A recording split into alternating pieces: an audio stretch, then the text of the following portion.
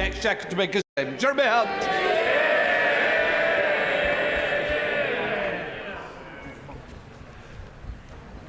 Mr. Speaker, in the face of unprecedented global headwinds, families, pensioners, businesses, teachers, nurses and many others are worried about the future. So today we deliver a plan to tackle the cost of living crisis and rebuild our economy. Our priorities are stability, growth and public services.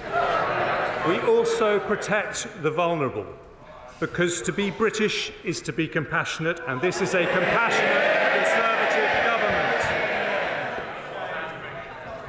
We are not alone in facing these problems, but today we respond to an international crisis with British values. We are honest about the challenges and we are fair in our solutions. Yes, we take difficult decisions to tackle inflation and keep mortgage rates down. But our plan also leads to a shallower downturn, lower energy bills, higher growth, and a stronger NHS and education system.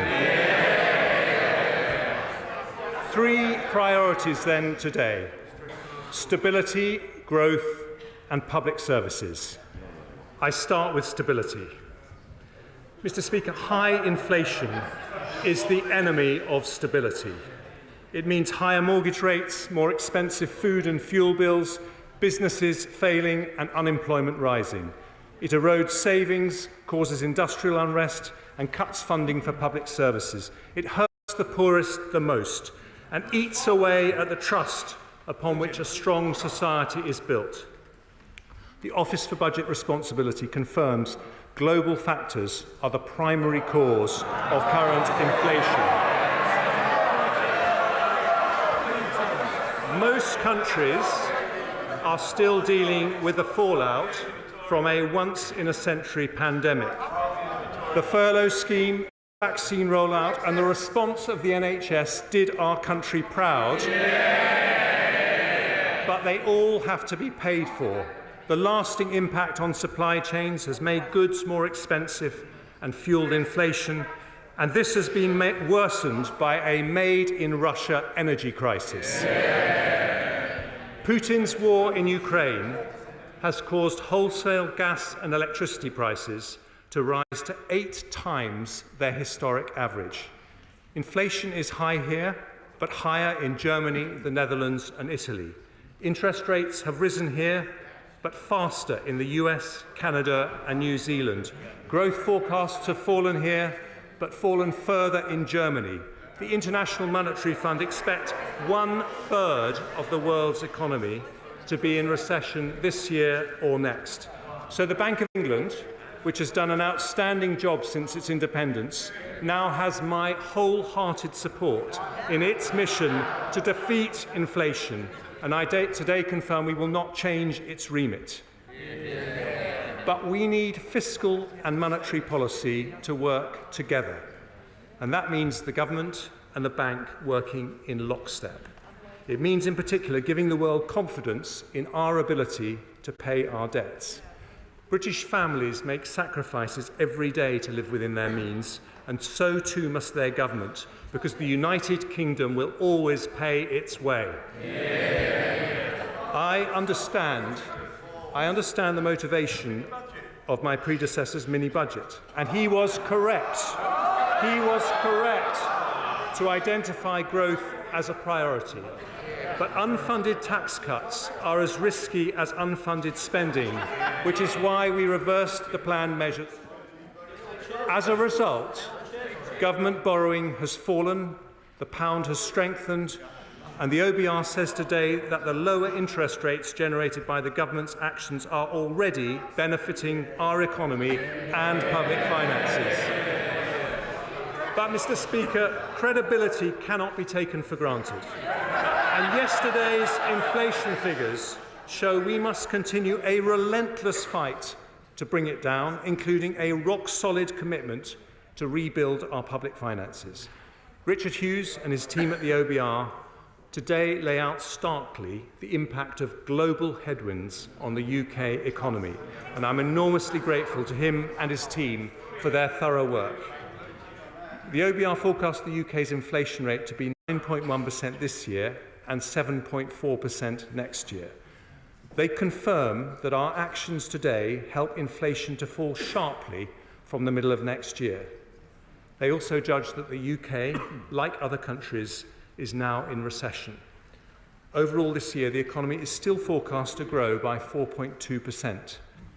GDP then falls in 2023 by 1.4%, before rising by 1.3%, 2.6% and 2.7% in the following 3 years. The OBR says higher energy prices explain the majority of the downward revision in cumulative growth since March. They also expect a rise in unemployment from 3.6% today to 4.9% in 2024, before falling to 4.1%. Today's decisions mean that over the next 5 years, borrowing is more than halved. This year we're forecast to borrow 7.1% of GDP, or £177 billion. Next year, 5.5% of GDP, or £140 billion. Then by 2027-28, it falls to 2.4% of GDP, or £69 billion. As a result, underlying debt as a percentage of GDP starts to fall from a peak of 97.6% in 2025-6 to 97.3% in 27-28. I also confirmed two new fiscal rules. The first is that underlying debt must fall as a percentage of GDP by the 5th year of a rolling 5-year period. The second, that public sector borrowing over the same period must be below 3% of GDP. And the plan I'm announcing today meets both rules. Today's statement delivers a consolidation of £55 billion and means inflation and interest rates end up significantly lower. We achieve this, Mr. Speaker, in a balanced way. In the short term, as growth slows and unemployment rises, we will use fiscal policy to support the economy. The OBR confirm that because of our plans, the recession is shallower and inflation is reduced. Unemployment is also lower, with about 70,000 jobs saved as a result of our decisions today. Then, once growth returns, we increase the pace of consolidation to get debt falling. This further reduces the pressure on the bank to raise interest rates, because as Conservatives, we do not leave our debts to the next generation.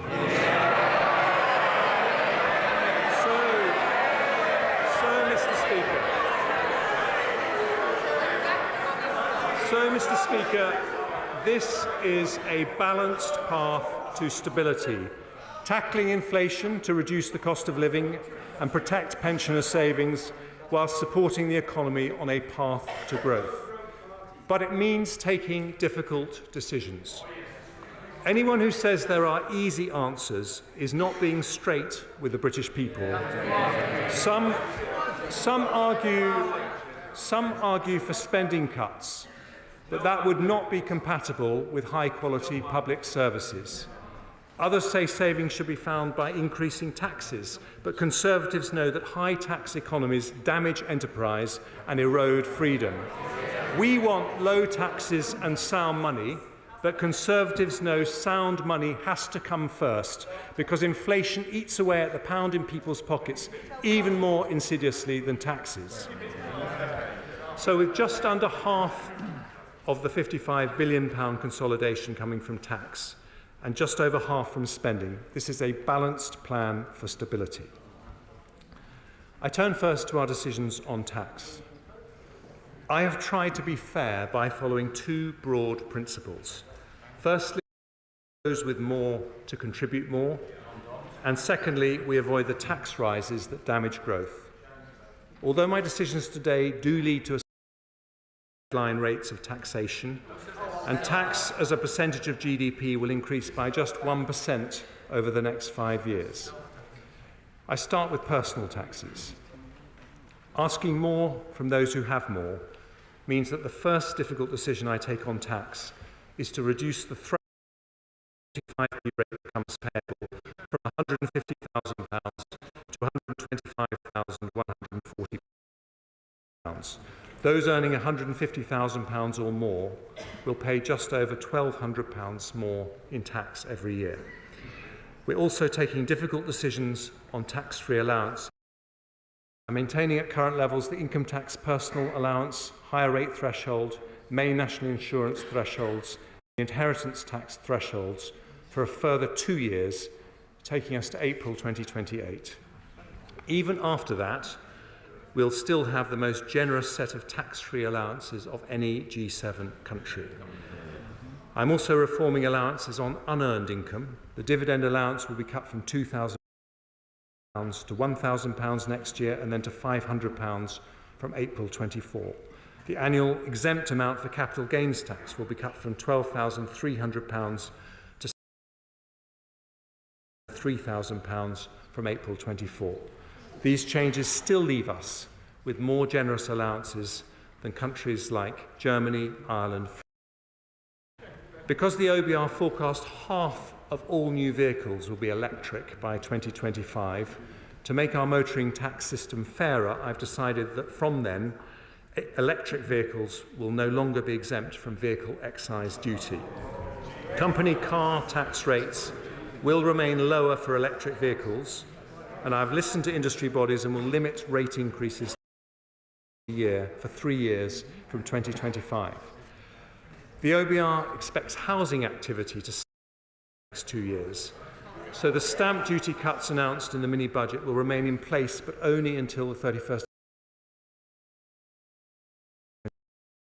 creating an incentive to support the housing market and the jobs associated with it by boosting transaction during the period the economy most needs it. I now turn to business taxes. While I've decided to freeze the employer's April 2028, we will retain the employment allowance at its new higher level of £5,000. This means 40% of all businesses. That threshold is already more than twice as high as the EU and OECD averages. I will maintain it at that level until March 26. My right honourable friend, the Prime Minister, negotiated a landmark international tax deal to make sure multinational corporations, including big tech companies, pay the right tax in the countries they operate. I will implement these reforms, making sure the UK gets our fair share. Yeah. Alongside further measures to tackle tax avoidance and evasion, this will raise an additional £2.8 billion by 27-28. I've also heard concerning reports of abuse and fraud in R&D tax relief for SMEs.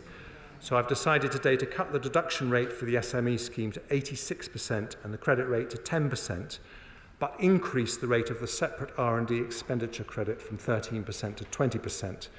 Despite raising revenue, the OBR have confirmed that these measures have no detrimental impact on the level of R&D investment in the economy. Ahead of the next budget, we'll work with industry to understand what further support R&D intensive SMEs may require. Next, windfall taxes. I have no objection to windfall taxes if they are genuinely about windfall profits caused by unexpected increases in energy prices. But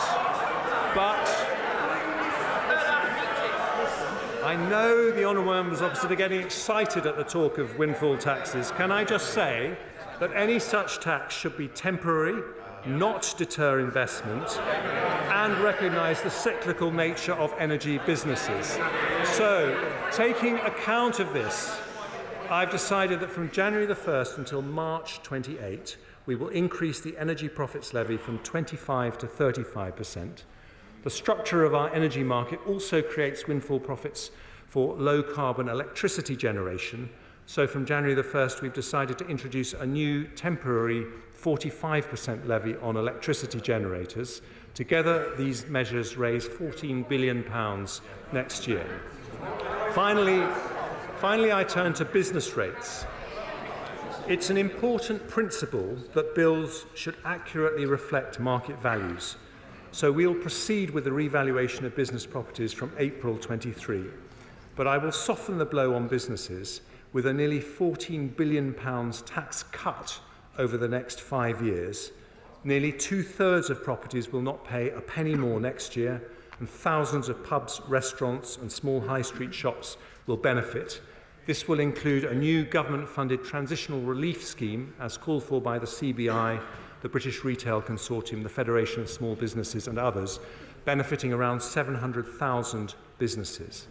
Mr. Speaker, our plan for the cost of living delivers lower inflation, lower mortgage rates, a shallower downturn and lower unemployment. But it also involves public spending discipline. So I turn next to how we protect public services through a challenging period. The Prime Minister's vision for this country has at its heart a strong NHS and world-class education. We know that a strong economy depends on strong public services, so we will protect them as much as we can as we deliver our plan for stability and growth. We do have to take difficult decisions on public finances, so we're going to grow public spending, but we're going to grow it more slowly than the growth in the economy. For the remaining 2 years of the spending review, we'll protect the increases in departmental budgets we've already set out in cash terms, and then grow resource spending at 1% a year in real terms in the 3 years that follow.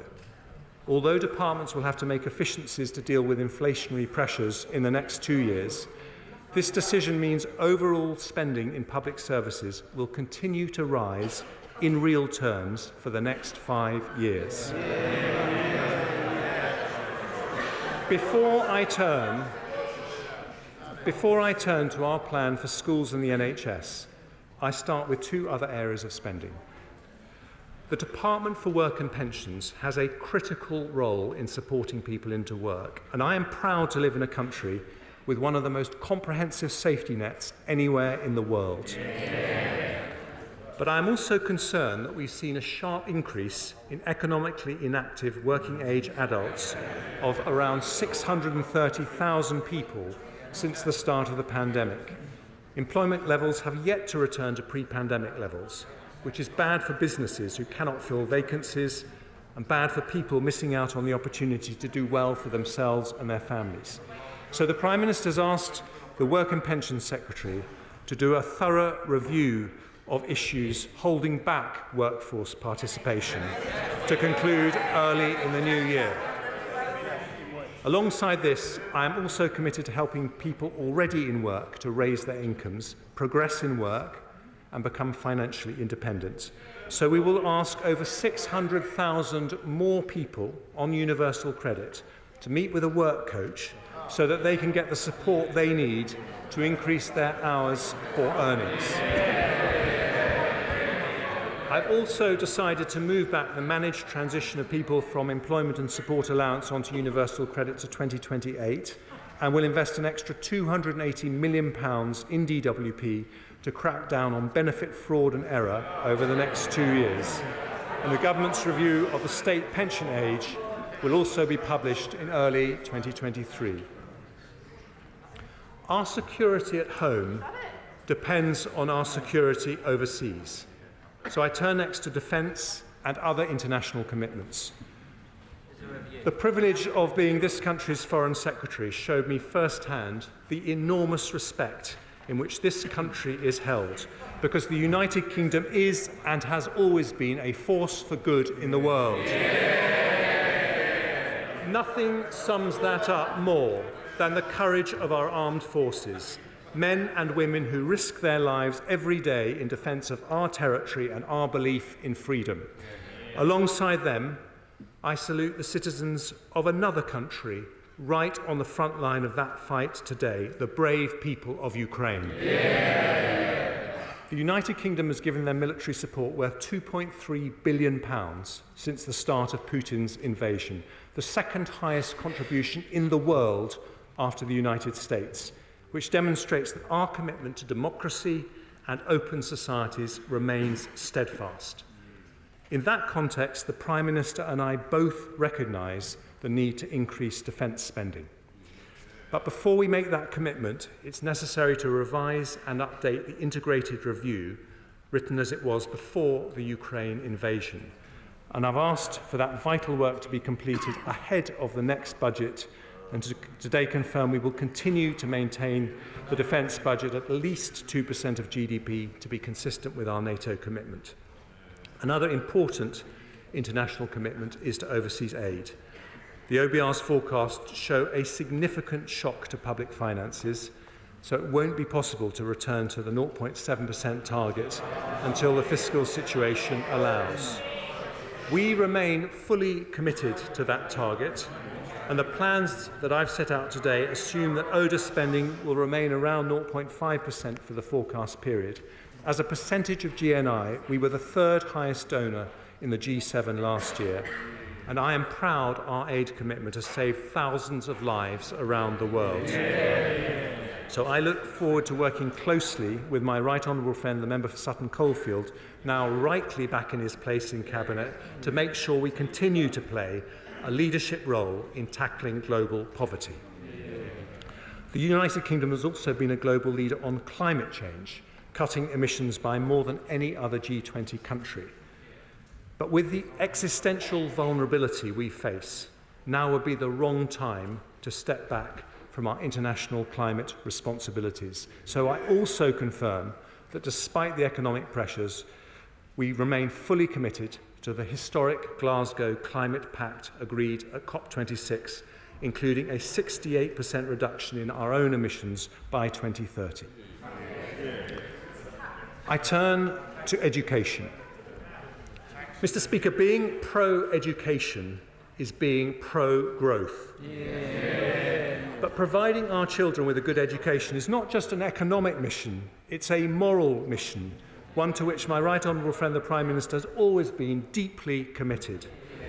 Thanks to the efforts of successive Conservative education secretaries, particularly my right honourable friends from Surrey Heath and from Bognor Regis, we have risen 9 places in the global league tables for maths and reading in the last 7 years. I still, however, have concerns that not all school leavers get the skills they need for a modern economy. But for the first time ever, this country has a Conservative education secretary who left school at 16 to become an apprentice and knows firsthand why good skills matter. There are many important initiatives in place, but as Chancellor, I want to know the answer to one simple question. Will every young person leave the education system with the skills they would get in Japan, Germany or Switzerland? So I've appointed Sir Michael Barber to advise me and my right honourable friend, the Education Secretary, on the implementation of our skills reform programme. As we raise the skill levels of our school leavers, I want also to ensure that even in an economic crisis, the improvement in school standards continues to accelerate. Some have suggested putting VAT on independent school fees as a way of increasing core funding for schools, which would raise about £1.7 billion. But according to certain estimates, that would result in up to 90,000 children from the independent sector switching to state schools, giving with one hand only to take away with another. So instead of being ideological, I'm going to be practical. Because we want school standards to continue to rise for every single child, we're going to do more than protect the school's budget. We're going to and I can announce today that next year and the year after, we will invest an extra £2.3 billion per annum in our schools. Our message to heads and teachers and classrooms for your brilliant work. We need it to continue, and in difficult economic circumstances, a Conservative government is investing more in the public service that defines all our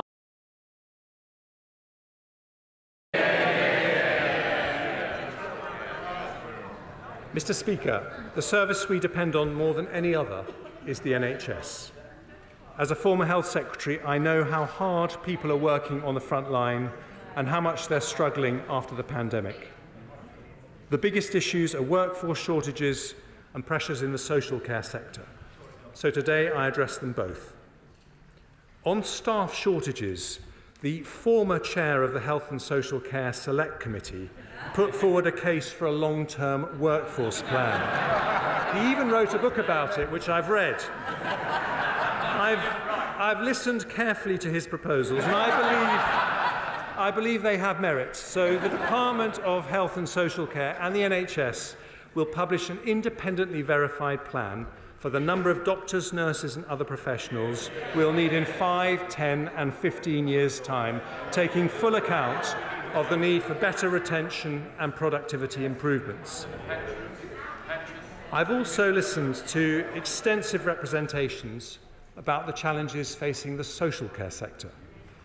It did a heroic job looking after children, disabled adults and older people during the pandemic. Its 1.6 million employees work incredibly hard, but even outside the pandemic, the increasing number of over 80s is putting massive pressure on their services. I also heard very real concerns from local authorities, particularly about their ability to deliver the DILNOT reforms immediately. So I will delay the implementation of this important reform for 2 years, allocating the funding to allow local authorities to provide more care packages. I also want the social care system to help free up some of the 13,500 hospital beds that are occupied by those who should be at home. So I've decided to allocate for adult social care additional grant funding of £1 billion next year and £1.7 billion the year after. Combined with savings from the delayed deal-not reforms and more council tax flexibilities, this means an increase in funding available for the social care sector of up to £2.8 billion next year and £4.7 billion the year after. That's a big increase, but how we look after our most vulnerable citizens is not just a practical issue. It speaks to our values as a society. So today's decision will allow the social care system to deliver an estimated 200,000 more care packages over the next 2 years, the biggest increase in funding under any government of any colour in history. The NHS budget has been increased to record levels to deal with the pandemic. And today I'm asking the NHS to join all public services in tackling waste and inefficiency. We want Scandinavian quality alongside Singaporean efficiency, both better outcomes for citizens and better value for taxpayers. That does not mean asking people on the front line, often exhausted and burned out, to work harder, which would not be possible or fair. But it does mean asking challenging questions about how to reform all our public services for the better. So with respect to the NHS, I've asked former Health Secretary and Chair of the Norfolk and Waveney Integrated Care System, Patricia Hewitt, to help me and the Health Secretary achieve that by advising us on how to make sure the new integrated care boards, the local NHS bodies, operate efficiently and with appropriate autonomy and accountability. I've also had discussions with NHS England about the inflationary pressures on their budget. I recognise that efficiency savings alone will not be enough to deliver the services we all need. So because of difficult decisions taken elsewhere today, I will increase the NHS budget in each of the next 2 years by £3.3 billion. The Chief Executive of the NHS, Amanda Pritchard, has said that this should provide sufficient funding for the NHS to fulfil its key priorities. She said it shows the government is serious about its commitment to prioritise our NHS. £3.3 billion for the NHS, £4.7 billion for social care, a record £8 billion package for our health and care system. That is a Conservative government putting the NHS first. And Mr. Speaker, the NHS and schools in Scotland, Wales and Northern Ireland face equivalent pressures. So the Barnett consequentials of today's decisions mean an extra £1.5 billion for the Scottish Government, £1.2 billion for the Welsh Government, £650 million for the Northern Ireland Executive. That is more resources for the schools and hospitals in our devolved nations next year, the year after, and every year thereafter. Mr. Speaker, our support for public services means that despite needing to find £55 billion in savings and tax rises, we are protecting the amount going into public services in real terms over the 5-year period. But if we're going to sustain our public services and avoid a doom loop of ever higher taxes and ever lower dynamism, we need economic growth. So I now turn, well, they've never been interested in growth, but we on this side of the House are.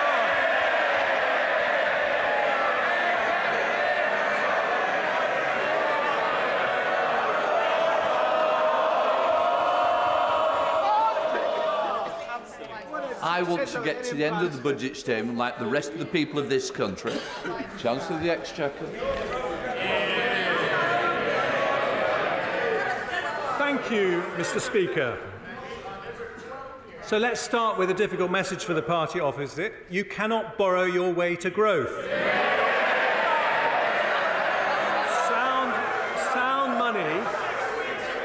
Sound money is the rock. Sound money is the rock upon which long-term prosperity rests. But it isn't enough on its own.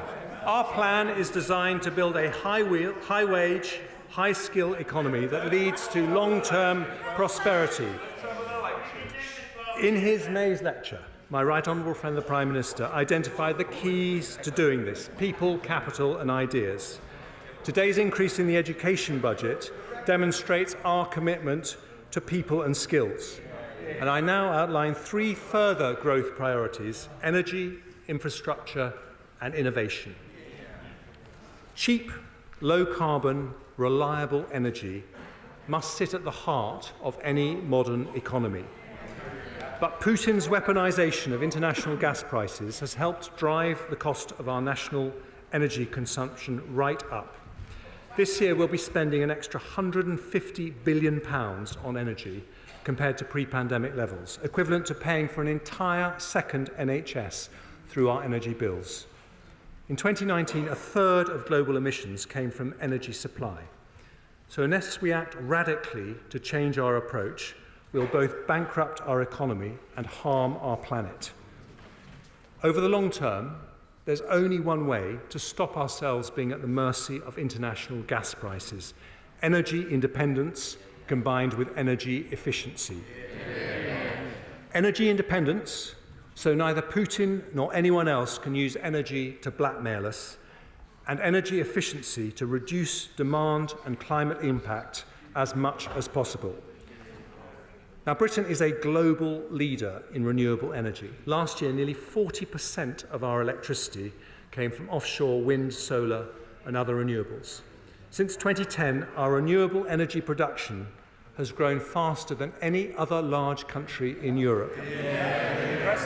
But we need to go even further with a major acceleration of homegrown technologies like offshore wind, carbon capture and storage, and above all, nuclear. This will deliver new jobs, industries and export opportunities and secure the clean, affordable energy we need to power our future economy and reach net zero. So today I can announce the government will proceed with a new nuclear power plant at Sizewell C. Subject to final government approvals, the contracts for the initial investment will be signed with relevant parties, including EDF, in the coming weeks. This will create 10,000 highly skilled jobs and provide reliable, low-carbon power to the equivalent of 6 million homes for 50 years. Our £700 million investment is the first state backing for a nuclear project in over 30 years and represents the biggest step in our journey to energy independence. But, Mr. Speaker, energy efficiency is just as important. So today, we set our country a new national ambition. By 2030, we want to reduce energy consumption from buildings and industry by 15%. Reducing demand by this much means, in today's prices, a £28 billion saving from our national energy bill, or £450 off the average household bill. This must be a shared mission, with families and businesses playing their part. But so will the government play our part. In this Parliament, we're already planning to invest in energy efficiency a total of £6.6 billion. Today I'm announcing new funding from 2025 of a further £6 billion, doubling our annual investment to deliver this new national ambition. Our commitment to the British people is over time to remove the single biggest driver of inflation and volatility facing British businesses and consumers. So my right honourable friend, the Business and Energy Secretary, will publish further details on our energy independence plans and launch a new energy efficiency task force shortly. Mr. Speaker, if a modern economy needs secure, clean and affordable energy, it also needs good roads, rail, broadband and 5G infrastructure. Such connections matter because they allow wealth and opportunity to spread to every corner of the country. And that is why infrastructure is our second growth priority. Thanks to decisions by this Conservative government, right now workers right across the country are building or maintaining thousands of miles of roads and railways, installing mobile masts and broadband cables to connect the remotest parts of rural Britain, building and repairing hospitals and constructing new wind turbines in the North Sea. When looking for cuts, capital is sometimes seen as an easy option, but doing so limits not our budgets, but our future. So today I can announce that I'm not cutting a penny from our capital budgets in the next 2 years and maintaining them at that level in cash terms for the following 3 years. That means that although we're not growing our capital budget as planned, it will still increase from £63 billion 4 years ago to £114 billion next year, £115 billion the year after, and remain at that level, more than double what it was under the last Labour government.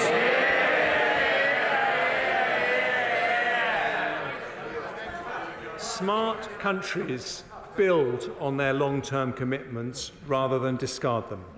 So today I confirm that because of this decision, alongside Sizewell C, we will deliver the core Northern Powerhouse Rail, HS2 to Manchester, and East West Rail, and the new hospitals programme, and gigabit broadband rollout. All these and more will be funded as promised, with over £600 billion of investment over the next 5 years to connect our country and grow our economy. Our National Conservative mission is to level up economic opportunity across the country. And that too needs investment in infrastructure. So I will also proceed with round 2 of the Levelling Up Fund, at least matching the £1.7 billion value of round 1. We'll also drive growth across the UK by working with the Scottish Government on the feasibility study for the A75, supporting the Advanced Technology Research Centre in Wales, and funding a trade and investment event in Northern Ireland next year. But to unlock growth right across the country, we need to make it easier for local leaders to make things happen without banging on a Whitehall door. Our brilliant mayors, like Andy Street and Ben Houchin, have shown the power of civic entrepreneurship. We need more of this inspirational local leadership. So today I can announce a new devolution deal that will bring an elected mayor to Suffolk, and deals to bring mayors to Cornwall, Norfolk, and an area in the North East to follow shortly. We're also making progress towards trailblazer devolution deals with the Greater Manchester Combined Authority and West Midlands Combined Authority, and soon over half of England will be covered by devolution deals.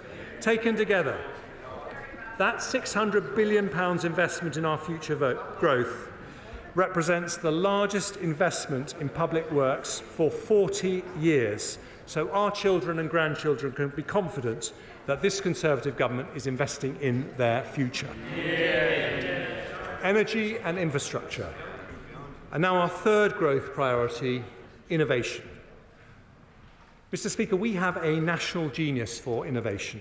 Britain is the land of Newton, Darwin, Fleming, Faraday, Franklin, Gilbert and Berners-Lee, the home of 3 of the world's top 10 universities, the country with the largest life science and technology sectors in Europe. Thanks to successive Conservative governments, we remain a science superpower. And I salute the work of the former Chancellor George Osborne, my right honourable friend from Tunbridge Wells, and my honourable friend the Science Minister and member for Mid-Norfolk, for laying the vital foundations to make this possible. 21st century economies will be defined by new developments in artificial intelligence, quantum technologies and robotics. But we need to be better at turning world-class innovation into world-class companies. So as a former entrepreneur, I had to get that in somewhere, I want to combine our technology and science brilliance with our formidable financial services to turn Britain into the world's next Silicon Valley. We learned from the success of Nigel Lawson's Big Bang in 1986 that smart regulatory reform can spur investment from all over the world. So today, using our Brexit freedoms, I confirm the next steps in our supply-side transformation. By the end of next year, we will decide and announce changes to EU regulations in our 5 growth industries: digital, life sciences, green industries, financial services and advanced manufacturing. And I've asked the Chief Scientific Officer, Sir Patrick Vallance, who did such a brilliant job in the pandemic, to lead our work on how to do this. The second lesson of Nigel Lawson's Big Bang is the most important driver of global success is not tax subsidies, but competition. So we will legislate to give the Digital Markets Unit new powers to challenge monopolies and increase the competitive pressure to innovate. To further spur competition, I've listened to requests from businesses, and today I'm removing import tariffs on over 100 goods used by UK businesses in their production processes, from car seat parts to bicycle frames. I'll also change our approach to investment zones, which will now focus on leveraging our research strengths by being centred on universities in left-behind areas to help build clusters for our new growth industries. My Right Honourable friend, the Levelling Up Secretary, will work with mayors, devolved administrations and local partners to achieve this, with the first decisions announced ahead of the spring budget. I've heard some speculation that we might cut the research and development budget today, but I believe that would be a profound mistake. In our 2017 manifesto, we announced a target to invest 2.4% of our GDP in R&D, and the latest ONS data suggests the UK is close to meeting that target. I want to go further, so today I protect our entire research budget and confirm that we'll increase public funding for R&E to 20 billion by 24-25 as part of our mission to make the United Kingdom a science superpower. And finally, Nigel Lawson's Big Bang inspires us today, but nearly 40 years on, we must stay true to its mission to make the UK the world's most innovative and competitive global financial centre. So to further support investment across our economy, I also announced that we're publishing our decision on Solvency II, which will unlock tens of billions of pounds of investment for our growth-enhancing industries. 3 priorities for growth: energy security, investment in infrastructure, and a plan to turn the United Kingdom into the world's next Silicon Valley, transforming British intellectual genius into British commercial success. But alongside British genius, we must remember another great national quality: British compassion. So this final part of our plan protects the most vulnerable, and it's to that I now turn. Mr. Speaker, strong public finances aren't just to make accountants happy. It's because we took difficult decisions in 2010 that we could afford record funding increases for the NHS, the landmark furlough scheme, and now the energy price guarantee. Today, the discipline that we've shown means we can provide targeted support to help our most vulnerable citizens with the cost of living.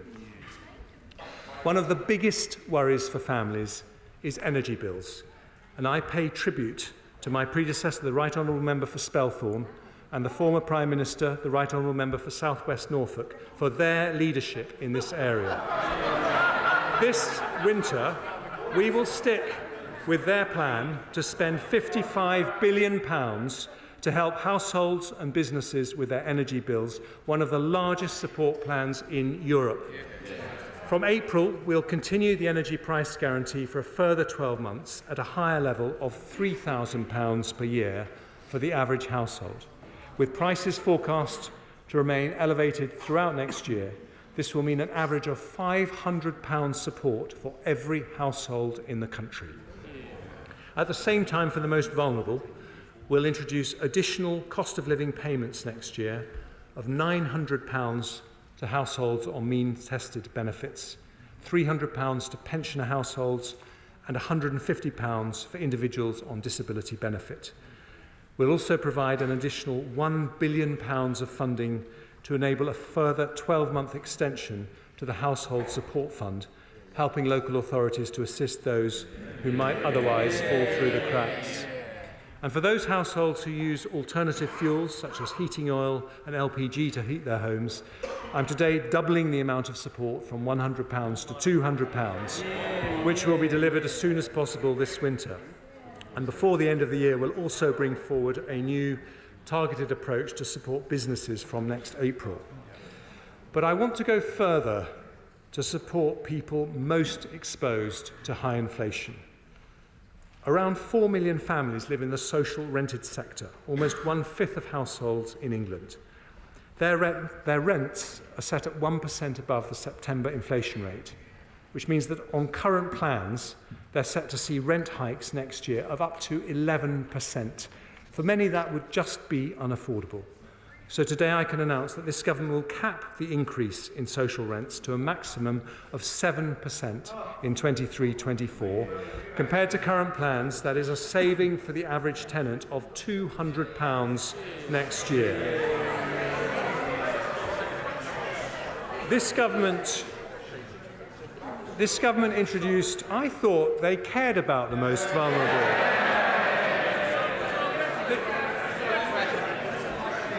This government introduced the national living wage, which has been a giant step in eliminating low pay. So today I'm accepting the recommendation of the Low Pay Commission to increase it next year by 9.7%. That means from April 23, the hourly rate will be £10.42, which represents an annual pay rise worth over £1,600 to a full-time worker. It's expected to benefit over 2 million of the lowest paid workers in our country and keeps us on track for our target to reach 2/3 of median earnings by 2024. And it is the largest increase in the UK's national living wage ever. Mr. Speaker, there have also been some representations to keep the uplift to working age and disability benefits below the level of inflation, given the financial constraints we face.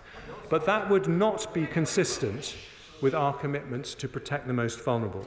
So today I also commit to uprate such benefits by inflation with an increase of 10.1%.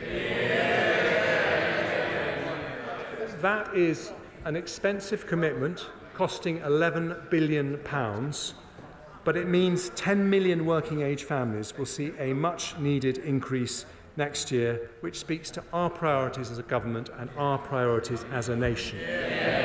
On average, a family on universal credit will benefit next year by around £600, and to increase the number of households who can benefit from this decision, I'll also exceptionally increase the benefit cap with inflation next year.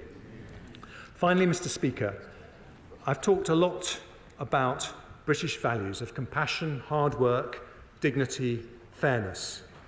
There is no more British value than our commitment to protect and honour those who built the country we live in. Yeah. So to support the poorest pensioners, I have decided to increase the pension credit by 10.1%, which is worth up to £1,470 for a couple and £960 for a single pensioner in our most vulnerable households. But the cost of living crisis is harming not just our poorest pensioners, but all pensioners. So because we've taken difficult decisions elsewhere today, I can also announce that we will fulfil our pledge to the country to protect the pensions triple lock. Yeah! In April, the state pension will increase in line with inflation, an £870 increase, which represents the biggest ever increase in the state pension. And to the millions of pensioners who will benefit from this measure, I say now and always, this government is on your side. Mr. Speaker, there is a global energy crisis, a global inflation crisis, and a global economic crisis. But the British people are tough, inventive, and resourceful. We have risen to bigger challenges before. We aren't immune to these headwinds, but with this plan for stability, growth and public services, we will face into the storm. There may be a recession made in Russia, but there is a recovery made in Britain.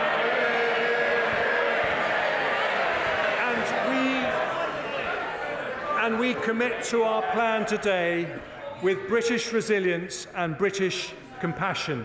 Because of the difficult decisions we take today, we strengthen our public finances, bring down inflation, protect jobs. We build the first state-backed nuclear power station for 30 years. We continue the biggest programme of capital investment for 40 years. We protect standards in schools, cut NHS waiting times, fund social care, cap energy bills, support those on benefits.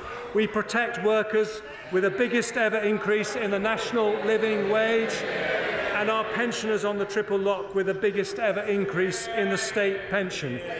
This is a balanced plan for stability, a plan for growth, and a plan for public services. It shows that you don't need to choose either a strong economy or good public services. With Conservatives, and only with Conservatives, you get both. And I commend this statement to the House.